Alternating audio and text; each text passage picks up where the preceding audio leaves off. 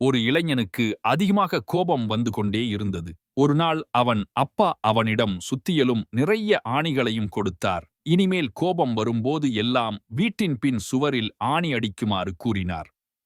முதல் நாள் 10 ஆணி, மறுநாள் 7, பின்பு 5, 2 என படிப்படியாக ஆணி அடிக்க கோபம் குறைந்தது.